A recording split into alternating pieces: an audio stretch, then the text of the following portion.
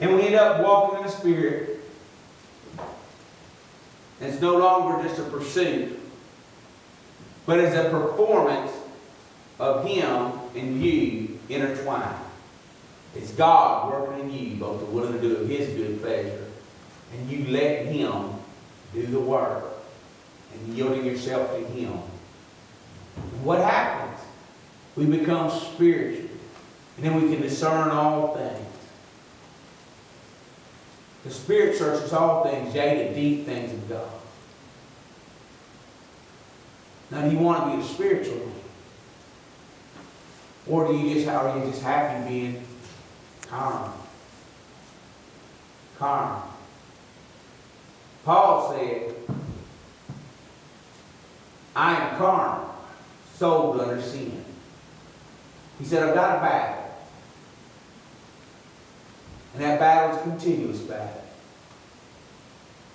Because our tendency is that we don't want to walk after the Spirit.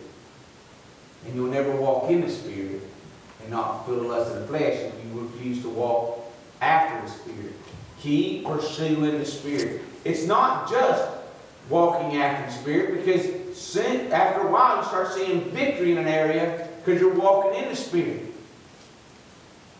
You remember old brother Enoch? Enoch walked with God. He willfully, daily walked with God. And then guess what happened one day? The Lord took him. Just took him on home. Now I heard it said, God said at the end of that day, He said, we're closer to my house than we are to yours. Why don't you just come on home with me? Now, I don't know it happened that way.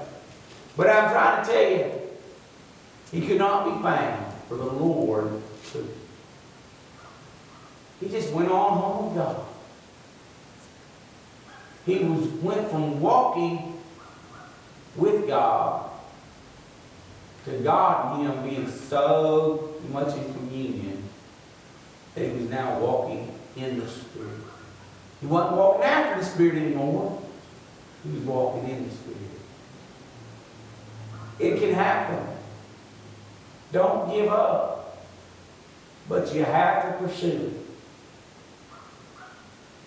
You say, but I used to do it. Now I've drifted.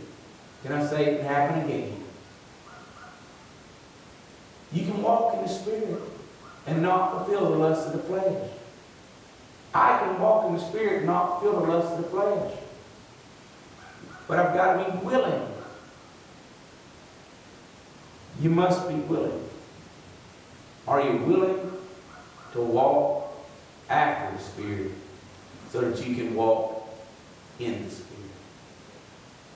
Father, I pray you'd help us.